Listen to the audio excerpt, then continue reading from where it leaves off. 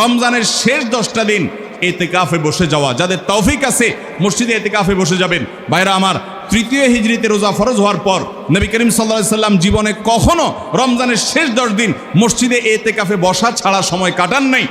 আমরা বেশিরভাগ মানুষ জীবনে একবারও ইতিকাফের তৌফিক আমাদের হয় নাই। যে আমল নবী করিম সাল্লাল্লাহু আলাইহি সাল্লাম কখনো ছাড়েন নাই, আমরা বেশিরভাগ কপাল পোড়া সে আমলটা জীবনে একবারও করি নাই। ইতিকাফের মানে হলো আপনি গাট্টি বস্কা নিয়ে, আপনার কাঁথা বালিশ নিয়ে, আপনার সব কাপড় চোপড় নিয়ে আপনি আল্লাহর চৌকাঠে এসে পড়ে যাওয়া।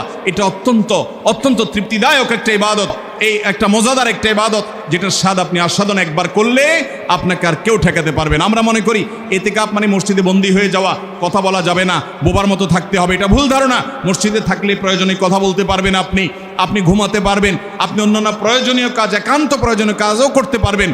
তবে মসজিদের মধ্যে নিজেকে বন্দী করে রেখে আপনি যখন ইবাদত করবেন, আপনার ফিলিংস হবে যে আমি আল্লাহর কাছে এসে নিজেকে বন্দী করে ফেলেছি। অসম্ভব ভালো লাগা কাজ করবে। আপনি যদি ইতিকাফে থাকেন তাহলে সেক্ষেত্রে বিশাল বড় একটা আমল আপনি জিন্দা করলেন। আমাদের দেশে অনেক মসজিদে ইতিকাফের জন্য লোক ভাড়া করা হয়।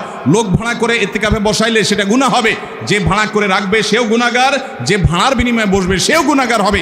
ইবাদতে কোনো টাকা পয়সা দেওয়া চলে না। অতএব ভাইরা আমার, ইতিকাফ আমরা করবো তো ইনশাআল্লাহ। রমজানের শেষ দশকে ইতিকাফ করা, এটা 23 নম্বর আমল। 24 নম্বর আমল হলো রমজানের শেষ দশকে বেশি বেশি ইবাদত করার চেষ্টা করা। বুখারী শরীফে আসছে নবী করিম সাল্লাল্লাহু আলাইহি সাল্লাম সম্পর্কে আম্মা জান আয়েশা বলেছেন, ইযা দাখালাল আশর, রমজানের শেষ 10 দিন যখন শুরু হতো তখন নবী সাল্লাল্লাহু আলাইহি সাল্লাম কি করতেন? আইকাজ আহিয়া লাইলা, সারা রাত আর ঘুমাতেন না। শেষ 10 দিন সারা রাত ঘুমাতেন না। ওয়াসাদ্দা মিযজারা, কোমর বেঁধে নিতেন। ওয়াইকাযা আহলা, এবং তার পরিবারকে তিনি জাগিয়ে তুলতেন। আরেক হাদিসে আসছে নবী সাল্লাল্লাহু আলাইহি সাল্লাম বলেছেন, কারণ নবী সাল্লাল্লাহু আলাইহি ওয়াসাল্লাম ইযা দাখালাল আশর ইয়াজতাহিদু ফীহি মা লা ইয়াজতাহিদু ফী গায়রি, নবীজির জীবনে কখনো ইবাদতের জন্য এত চেষ্টা করতেন না যত চেষ্টা করতেন রমজানের শেষ দশকে ইবাদতের জন্য। আমাদের দেশে দেখবেন রমজানের প্রথম 10 দিন মসজিদ পূরণ হয়ে, মসজিদের বারান্দা ফিল আপ হয়ে, বাহিরেও মুসল্লি হয়, সেখানে চাটাই এবং কার্পেট বিছানো লাগে। কিন্তু দ্বিতীয় দশক আসলে আস্তে আস্তে বাহিরে মুসল্লি হাওয়া হয়ে যায়, আস্তে আস্তে চাটাই উঠে যায়, মসজিদের ভিতরে মুসল্লি চলে আসে। শেষের 10 দিন হলে একেবারে মূল মুসল্লি যেগুলো ওয়াক্তিয়া নামাজের, এর বাইরে অতিরিক্ত মুসল্লি সব ঝরে পড়ে যায়, সব ঈদের মার্কেটে চলে যায়। বাইরে আমার, নবী করিম সাল্লাল্লাহু আলাইহি সাল্লাম শেষ দশককে সবচেয়ে গুরুত্ব দিতেন, আর আমরা সবচেয়ে অবহেলা করি সেই সময়টাকে। আল্লাহ আমাদেরকে শেষ দশককে ইবাদতের জন্য বিশেষ গুরুত্ব দেওয়ার তৌফিক দান করুন।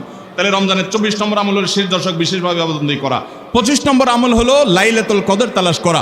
নবী করিম সাল্লাল্লাহু আলাইহি সাল্লাম বলেছেন, তাহাররাউ লাইলাতুল কদর ফিল ভিত্রি মিনাল আশরিল আওয়াখির মিন রমাদান, তোমরা রমজানের শেষ দশকের বেজোড় রাতগুলোতে লাইলাতুল কদর বেশি বেশি করে তালাশ করো। বেজোড় রাতগুলোতে বেশি বেশি, শেষ দশকের প্রত্যেক রাতেই জেগে জেগে ইবাদত করা কদর হতে পারে সে আশায়।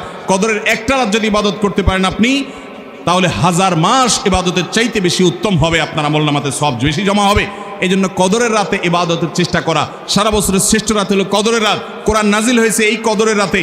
অতএব কদরের রাত পাওয়ার জন্য শেষ দশকের প্রত্যেকটা রাতে, প্রত্যেকটা না পারলে অন্তত বেজোড় 21, 23, 25, 27, 29 এই রাতগুলোতে ইবাদত করবো। আল্লাহ আমাদেরকে তৌফিক দান করুন। এটা হলো 25 নম্বর আমল, লাইলাতুল কদর তালাশ করা। 26 নম্বর আমল হলো লাইলাতুল কদরের দোয়া পড়া। লাইলাতুল কদর যদি আমরা পেয়ে যাই, মনে হয় যে এটা লাইলাতুল কদর হতে পারে, তাহলে একটা বিশেষ দোয়া পড়া। দোয়াটা হলো, আল্লাহুম্মা ইন্নাকা আফুউন তুহিব্বুল আফওয়া ফাআফু আন্নি, হে আল্লাহ আপনি ক্ষমাশীল, আপনি ক্ষমা করতে ভালোবাসেন, পছন্দ করেন, আপনি আমাকে ক্ষমা করুন। এই দোয়াটা পড়বো তো ইনশাআল্লাহ। আল্লাহুম্মা ইন্নাকা আফুউন, বড় বড় অর্থবহ একটা দোয়া, বড় মজাদার একটা দোয়া। আল্লাহুম্মা ইন্নাকা আফুউন, আল্লাহ আপনি তো ক্ষমাশীল, তুহিব্বুল আফওয়া ক্ষমা করতে পছন্দ করেন, ফাআফু আন্নি অতএব আমাকে ক্ষমা করেন। 26 নম্বর আমল লাইলাতুল কদরের দোয়া পড়া। 27 নম্বর এবং সর্বশেষ আমল হলো রমজানের শেষে, ঈদের চাঁদ দেখা যাওয়ার পর অথবা ঈদের চাঁদ দেখা যাওয়ার একদিন আগেও করা যায়, ফিতরা আদায় করা, গরিবদের বাসায় খাদ্য পৌঁছে দেওয়া। এটা কেন করব? নবী করিম সাল্লাল্লাহু আলাইহি সাল্লাম বলেছেন, যাকাতুল ফিত্রে তাহরাতান লিস-সাইমি আনিল লাগবি ওয়ার রাফাস ওয়া তু'মাতাল লিল মাসাকিন। ফিতরা এটা হলো দুইটা উদ্দেশ্যে। এক হলো রোজা রেখে আমাদের যে ছোটোখাটো ভুল ত্রুটি হয়, অনর্থক কথা হয়ে যায়, এগুলো থেকে রোজাটাকে পরিচ্ছন্ন করার জন্য সদকায়ে ফিতর বা আমরা যে ফিতরা দেই এটা ভূমিকা রাখে, এটা কার্যকর হয়, আমাদের রোজাকে ত্রুটিমুক্ত করে দেয়, রিফাইন্ড করে দেয়। আর দ্বিতীয়ত হলো ঈদের দিন গরিব দুঃখীদের বাসায় খাবারের নিশ্চয়তা এনে দেয়।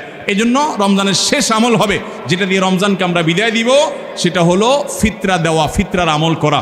এটা আমরা সবাই পরিবারের যত লোক আছে রোজা থাকুক কিংবা ছোট বাচ্চা হোক সবার তরফ থেকে একজন করে মিসকিনকে পুরো দিনের খাবার আমরা দিয়ে দিব। চেষ্টা করবো তো ইনশাআল্লাহ। আল্লাহ আমাদের সবাইকে তৌফিক দান করুন।